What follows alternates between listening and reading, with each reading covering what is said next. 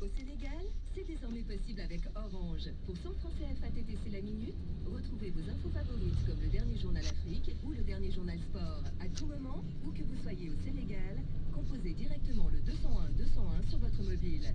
Laissez-vous guider en utilisant la reconnaissance vocale ou les touches de votre téléphone. Avec RFI et Orange, suivez en permanence l'actualité africaine. Il est 7h57 à Paris, l'heure du disque du matin, votre rendez-vous du dimanche, et on retrouve Mélanie Delaunay. Bonjour Mélanie. Rebonjour Sonia. Oui, puisqu'on était tout à l'heure, on présentait le journal ensemble. Vous êtes donc présentatrice sur RFI, présentatrice sur les antennes Afrique et Monde. Vous avez rejoint RFI depuis quand? En 2009, en juillet 2009. Alors vous le savez, on a une tradition, donc le dimanche matin sur RFI, vous êtes bien placé pour le savoir. Ça s'appelle le disque du matin, cela permet de faire découvrir aux auditeurs les goûts et aussi les personnes qui travaillent à RFI. Quel est le disque que vous avez choisi aujourd'hui? Alors j'ai choisi un disque de Christophe Himosek qui s'appelle Chanson pour le... Enfin, le disque s'appelle Chanson pour les amis et c'est extrait d'un album qui s'appelle Chanson ordinaire, c'est son dernier album. Il est sorti en septembre dernier, juste après l'été. Et Himosek, c'est tout simplement un de mes chanteurs français préférés. J'aime beaucoup ses textes qui sont désabusés. J'aime oui, ses textes, sa musique. Et là, cet album-là est intéressant parce qu'il est beaucoup plus rock que les précédents. Et donc, j'ai hâte de voir ce que ça donne sur scène. Et il est breton, Himosek. Et il est breton, oui, comme moi. D'accord, c'est le lobby breton qui frappe encore. Donc, on va écouter Christophe Himosek, Chanson pour les amis. C'est le choix de Mélanie Delaunay ce matin.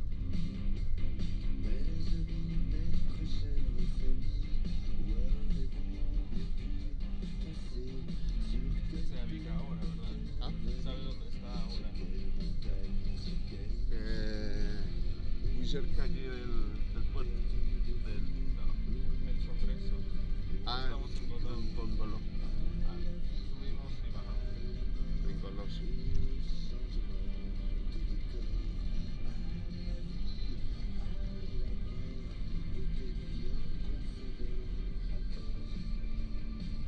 Grande, ¿no? Esto me El mar es enorme. Espacio.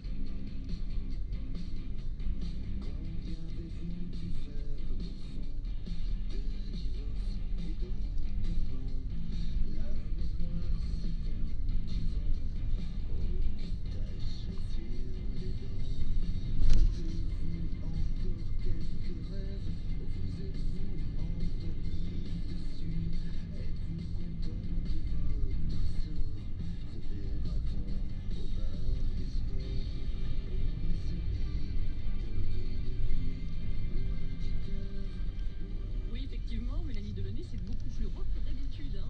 Et oui, et le clip de cette chanson est aussi très sympa à voir. En fait, les rôles sont inversés, ce sont des personnes âgées qui jouent des enfants à l'école. Voilà, c'est à regarder sur internet. Oui, il suffit de taper donc Himosek, Chanson pour les amis dans Google. Dans une poignée de secondes, le journal de Guilhem Deltey.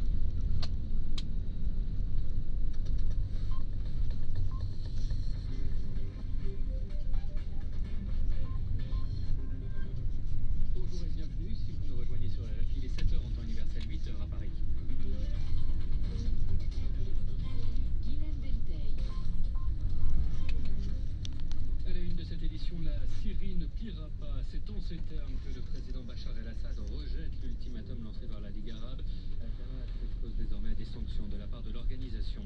La fin d'une cavale, celle de Saïf el-Islam Kadhafi, fils de l'ex-dirigeant libyen. Il a été arrêté dans le sud libyen et transféré à Zintan. Les nouvelles autorités de Tripoli promettent un procès équitable. Saïf el-Islam est également recherché par la Cour pénale internationale. Au sommaire également de cette édition, la tension qui monte en Égypte, des affrontements entre manifestants et forces de l'ordre ont fait au moins 2 morts et des centaines de blessés ces dernières heures. L'alternance en marche en Espagne, scrutin législatif ce dimanche dans le Royaume et sur fond de crise économique, la droite actuellement dans l'opposition devrait l'emporter largement. Et puis les écologistes français qui approuvent l'accord de gouvernement conclu avec les socialistes et ce malgré des divergences sur le dossier nucléaire. Enfin cette pensée quotidienne pour tous les otages dans le monde et notamment pour les 5 Français encore retenus en Somalie et au Sahel. Il y a les gestes et la parole et le régime syrien a usé les deux pour rejeter l'ultimatum que lui avait fait la Ligue arabe. Les gestes tout d'abord, la violence continue. D'après les organisations de défense des droits de l'homme, une vingtaine de personnes a encore perdu la vie ce samedi en Syrie. Et la parole, ensuite, le président Bachar el-Assad a accordé un entretien au Sunday Times et il affirme que la Syrie ne pliera pas, que cet ultimatum a été lancé pour fournir aux pays occidentaux un prétexte pour mener une intervention militaire contre son pays. Alexandre Bouchanti, vous êtes au Caire pour RFI. Damas a donc rejeté l'ultimatum. Est-ce que le dialogue est pour autant rompu entre les deux parties? Non, la Ligue arabe semble en fait vouloir poursuivre ce dialogue, puisque selon certaines sources ce matin, la Ligue arabe estime que en fait le délai qui avait été imparti à la Syrie n'est pas encore terminé, puisque Walid el-Maalem, le ministre syrien des Affaires étrangères, n'a eu connaissance de l'ultimatum de la Ligue que jeudi matin. Donc le délai se terminerait aujourd'hui. Toujours est-il que en fait la Ligue ne veut pas arrêter un dialogue avec la Syrie qui signifierait que son initiative de solution est morte, et donc elle est en train entre autres d'examiner des réserves de la Syrie sur l'envoi d'observateurs arabes en Syrie, une Syrie qui pose de telles conditions qu'en fait selon les observateurs indépendants, l'envoi d'observateurs n'a plus de sens. Alors sur ce dossier syrien, la Ligue arabe, Alexandre, agit en coordination avec la Turquie également. Oui, et c'est d'ailleurs une des objections de la Syrie à l'envoi des observateurs, puisque la Ligue parle de l'envoi d'observateurs arabes, mais aussi de pays islamiques amis. Et la Syrie précise bien qu'elle ne veut pas de Turcs sur son territoire, une Turquie d'ailleurs qui commence à prendre des positions en pointe, puisqu'elle évoque la possibilité de créer une zone tampon en territoire syrien pour défendre les civils contre les attaques des militaires, ce qui évidemment déplaît profondément à Damas. Alexandre Bouchanti en direct du Caire. Et la tension reste vive en Syrie. D'après l'agence Reuters qui cite des témoins, au moins 2 roquettes ont été tirées ce dimanche sur l'un des sièges du parti Baas, la formation au pouvoir, celle de Bachar el-Assad. Il s'agirait, si elle est confirmée, de la première attaque d'opposants au président Bachar el-Assad dans la capitale depuis le début de ce soulèvement populaire le 15 mars dernier. Le Caire, où des violences ont éclaté hier sur la place Tahrir, affrontement entre les forces de l'ordre et des manifestants qui réclamaient une transition plus rapide. Les combats ont continué jusqu'à tard dans la nuit. Bilan 1 mort et 750 blessés selon le ministère de la Santé. Et ces violences se sont étendues à d'autres villes, à Souan, Suez et Alexandrie, où un autre manifestant est mort. Dans un communiqué lu à la télévision dans la soirée, le gouvernement a appelé à la raison, ajoutant que ce qui se passe est dangereux et a un impact direct sur la marche du pays. C'est un succès pour les nouvelles autorités libyennes. L'homme était en effet le plus recherché du pays. Saïf el-Islam, fils de Muammar Kadhafi, l'ex-dirigeant, a été capturé, arrestation dans le sud de la Libye par une brigade d'anciens rebelles originaires de Zintan, l'île où le nouveau détenu a été transféré. Et l'annonce de cette arrestation a été accueillie par des manifestations de joie dans plusieurs villes du pays. Les précisions de Marine Olivesi.